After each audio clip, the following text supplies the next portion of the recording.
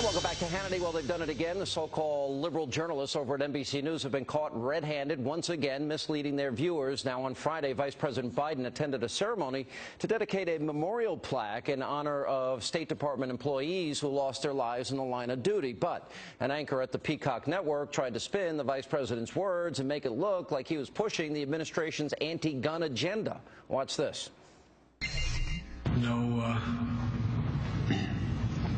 No child should predecease their parents. I wish I could tell you we're not going to add any more names to this wall. I wish I could say that with certainty. But the truth of the matter is, there will be more. There will be more. That was Vice President Biden just a short time ago talking about children as the victims of gun violence. He's planning a new push on background checks, and that leads to our big question for you. What is too young for a gun? Pretty unbelievable. As soon as the internet started buzzing over NBC's blatant bias, they were forced to issue a half-hearted apology, and they did what they always do best. They just blamed the producer. It's not their fault. Earlier today on MSNBC, we played a soundbite from the vice president in which we stated he was speaking about gun control. The vice president was actually speaking about Benghazi. It was a producer error. MSNBC regrets the error. Oopsie daisy. Joining me now with reaction, news editor for townhall.com, Fox News contributor Katie Pavlich, conservative columnist, author A.J. Delgado. Guys, good to see you both.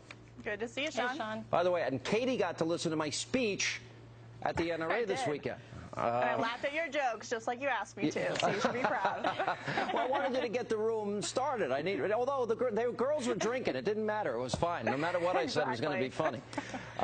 You did a great job. All right, well, so let's start with this, blatantly editing. This is not the first time. We see this all the time. It's almost like a matter of course. Katie.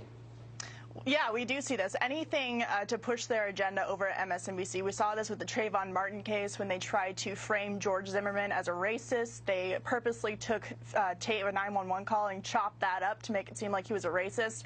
Going back to 2009, MSNBC host at the time, Contessa Brewer, remember this at a Tea Party rally. They showed only the bottom half of a man exercising his Second Amendment rights, carrying a rifle and a handgun, and claimed that there was a racial overtone when they failed to point out that that video was edited not to show that it was a black Tea Partier who was carrying those guns at that Tea Party rally. MSNBC is shameless, and they always come back to this. It was a producer error, but this is a pattern of behavior that they have there to push their agenda every single time. AJ? You know, what's most disturbing about this particular clip, Sean, is they took a quote that had nothing to do with gun control and made it into such, which shows us yet again, particularly MSNBC, they're acting more as publicists than journalists, because this is what publicists do. They'll look for a quote here, a quote there that they can spin, that they can twist into their narrative. And this is a perfect example. This had nothing to do with gun control, but, ooh, it's something we can use. Let's run with it. All right, let me show what obviously it was Mr. Thrill Up His Leg Obama-gasm himself, Chris Matthews, had Dan Rather on a Sunday program, and listen to what Dan Rather, who frankly should be humiliated and embarrassed after this whole National Guard debacle that ended his entire career, but listen to what he says now exposing his liberal bias about conservatives.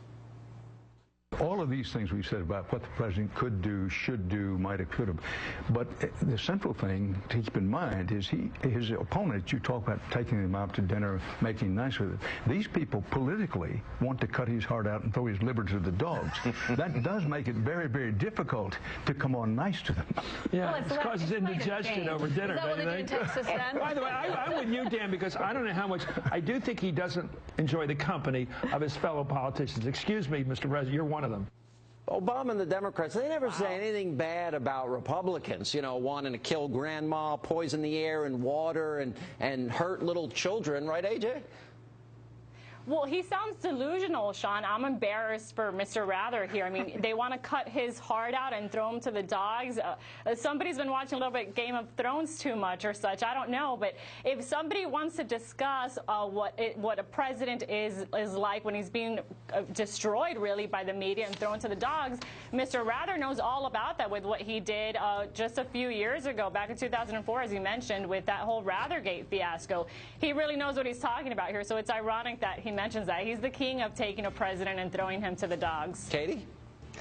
Apparently Dan Rather didn't get the memo. We're not supposed to talk about dogs and President Obama in the same sentence. It's a touchy subject for the president, considering his history with eating dogs. Oh, I forgot that. Yeah. Exactly. But no, on a serious note, look, President Obama has been on record multiple times in multiple interviews telling the country and the world, I might add, how much he doesn't like working with Congress and he wishes they would just get out of the way. So if anything, it's the president who isn't willing to work with them. Would you have preferred to have been the dog that was on top of the Romney's car that made it to its destination and lived, or the dog that was eaten by Obama?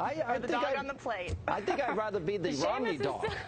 Exactly. He's still alive, right? Well, lived for happily ever after, for all we know. All right, goodness, unless Obama found him and ate him. I don't know. Good to see you guys. Thank you. Thanks, Sean.